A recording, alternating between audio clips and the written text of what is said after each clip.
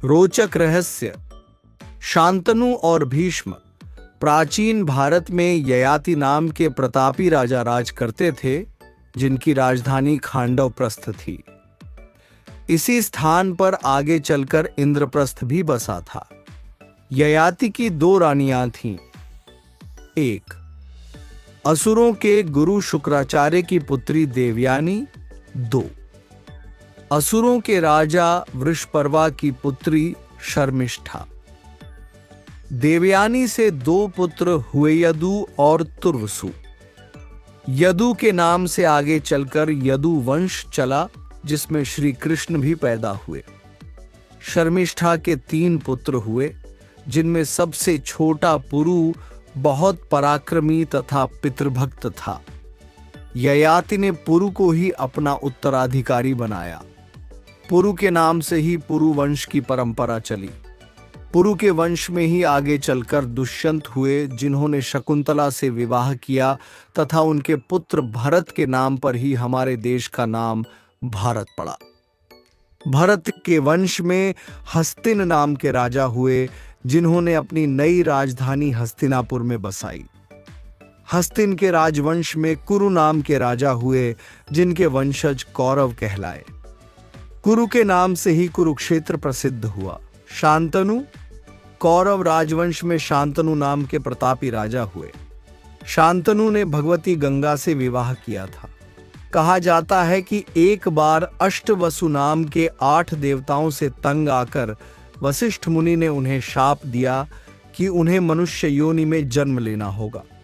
परंतु 8 वसुओं की प्रार्थना पर मुनि ने कहा कि 7 वसुओं का तो जन्म लेते ही उद्धार हो जाएगा, पर सबसे उत्पाती वसु प्रभास को मृत्युलोक में बहुत दिन तक रहना होगा।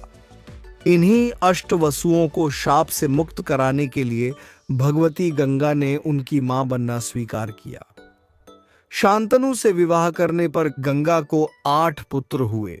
7 को तो गंगा ने पैदा होते ही अपनी धारा में बहा दिया।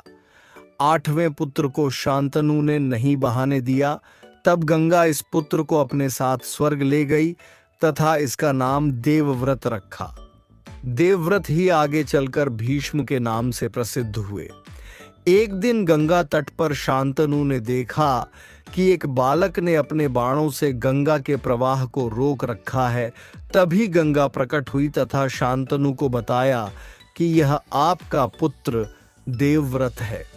शांतनु ने इसी पुत्र को अपना उत्तराधिकारी घोषित किया। भीष्म प्रतिज्ञा। एक बार शांतनु ने यमुना नदी के किनारे एक सुंदर धीवर कन्या सत्यवती को देखा तथा उससे विवाह करने की इच्छा प्रकट की। सत्यवती का पिता विवाह के लिए तैयार हो गया, पर उसने एक शर्त रखी कि उसकी कन्या का पुत्र ही राज्य का उत्तराधिकारी होगा। शर्त को सुनकर राजा सोच में पड़ गए तथा दुखी रहने लगे। पिता के दुख को जानकर देवव्रत स्वयं धीवर के पास गए तथा कहा कि आपकी कन्या का पुत्र ही राज्य का उत्तराधिकारी होगा।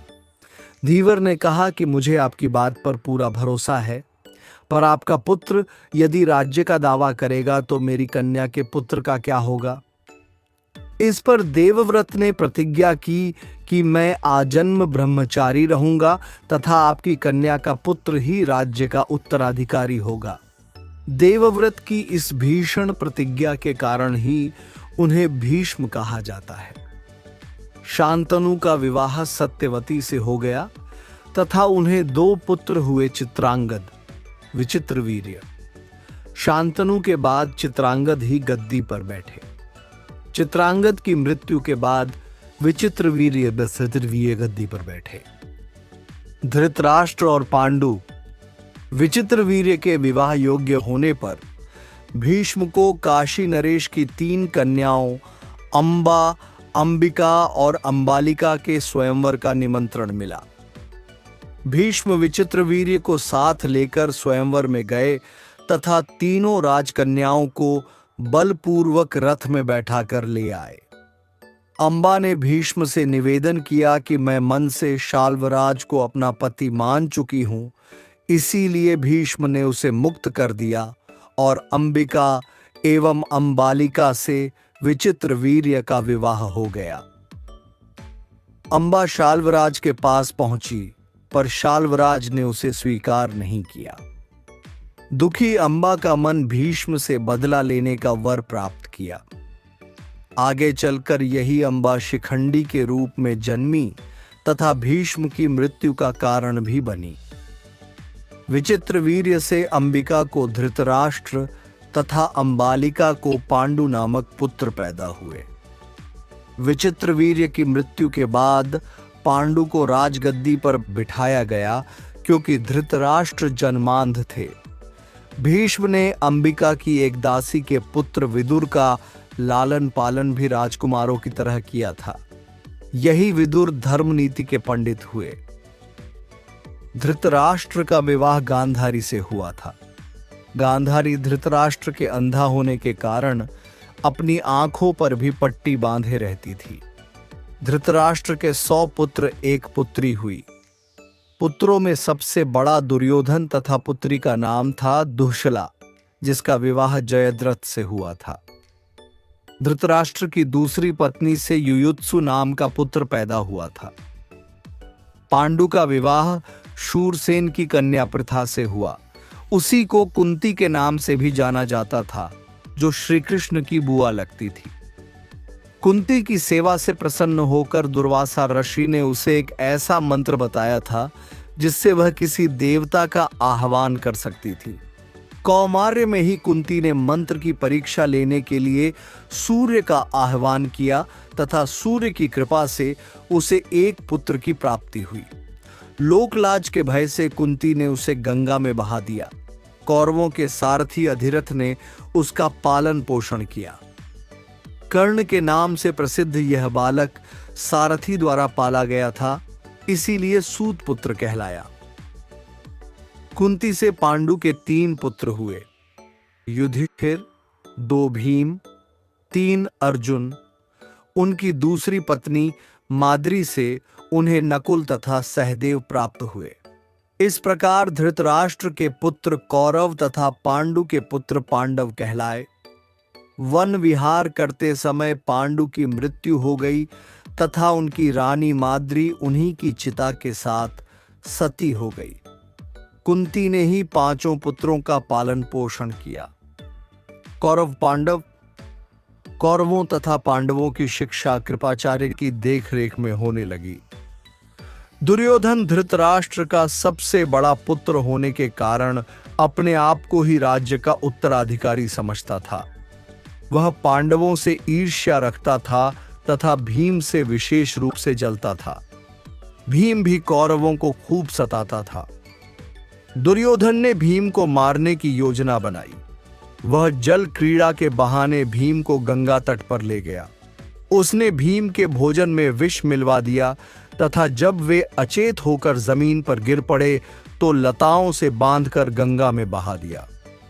भीम के घर न पहुंचने पर सभी को बहुत चिंता हुई। गंगा में बहते समय भीम को विषैले नागों ने डस लिया तथा नागों के विष से भोजन के विष का प्रभाव समाप्त हो गया। वे जल से बाहर आ गए। पांडव भीम को जीवित पाकर बहुत प्रसन्न हुए और दुर्योधन तथा उसके भाइयों में फिर से चिंता व्याप्त हो गई।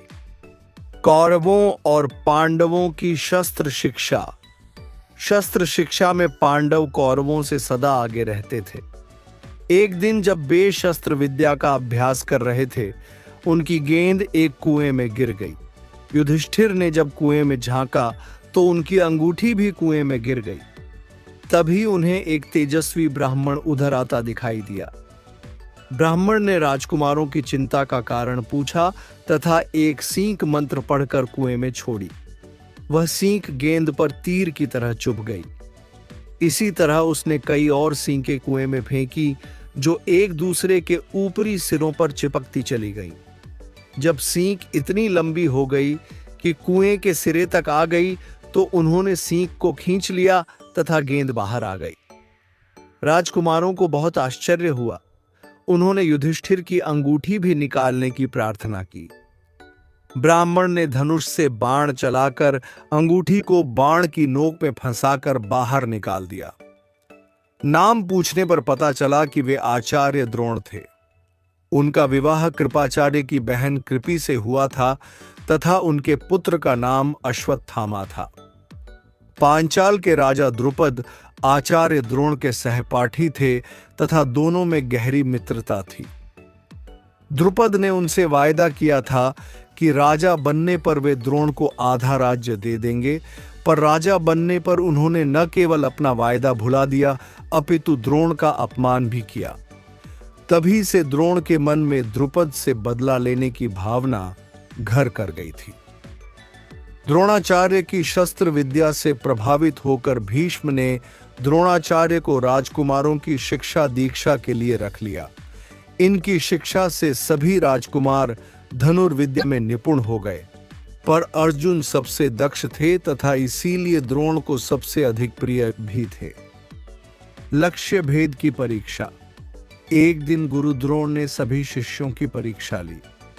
उन्होंने एक पेड़ की ऊंची डाल पर लकड़ी की एक चिड़िया रख दी तथा कहा कि चिड़िया की आंख में लक्ष्य भेद करना है। सबसे पहले युधिष्ठिर की बारी आई। द्रोण ने उनसे पूछा कि तुम इस समय क्या देख रहे हो? युधिष्ठिर ने बताया कि मैं आपको तथा पेड़ की डाल पर रखी चिड़िया को देख रहा हूं।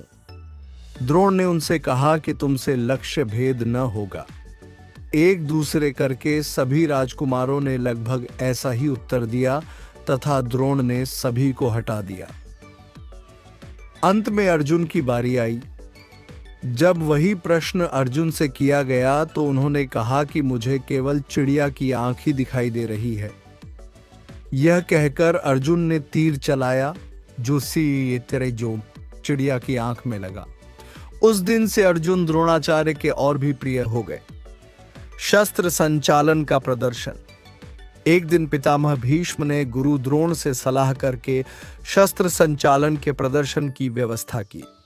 निश्चित समय पर रंगस्थली दर्शकों से भर गई। भीष्म, धृतराष्ट्र, गांधारी, कुंती, विदुर आदि सभी उपस्थित थे। सभी ने अपना अपना कौशल दिखाया तथा सभी का मन मोह लिया। विदुर ने धृतराष्ट्र को प्रदर्शन का वृत्तांत सुनाया। भीम और दुर्योधन ने गदा युद्ध का कौशल दिखाया। दोनों एक दूसरे से ईर्ष्या रखते थे, अतः एक दूसरे पर वार करने लगे। पर गुरु द्रोण ने संकेत पर अश्वत्थामा ने उन्हें अलग अलग कर दिया। कर्ण की चुनौती। अर्जुन की धनुर्विद्या की प्रशंसा सभी कर रहे थे कि इसी समय कर्ण आगे आया तथा अपनी कला दिखाने की इच्छा व्यक्त करते हुए बोला कि जो कुछ अर्जुन ने किया वह मेरे लिए अत्यंत साधारण सी बात है। कर्ण ने कहा कि मैं अर्जुन से द्वंद्व युद्ध करना चाहता हूं, पर कृपाचार्य ने उसे सूत पुत्र कहकर द्वंद्व युद्ध की बात काट दी, क्योंकि राजकुमार से द्वंद्व युद्ध करने का अधिकारी राजकुमार ही होता है। इस पर दुर्योधन ने कर्ण को अंग देश का राजा घोषित कर दिया तथा सभा भवन में ही उसका राज तिलक कर दिया। अर्जुन ने कर्ण से कहा कि कर्ण, तुम वीर हो, पर तुम यह मत समझो कि वीरता का वरदान केवल तुम्हें ही मिला है। संध्या हो चली थी, इसीलिए पितामह भीष्म ने प्रदर्शन को बंद करने का आदेश दे दिया। अर्जुन की गर्भोक्ति कर्ण के मन में चोट बनकर रह गई।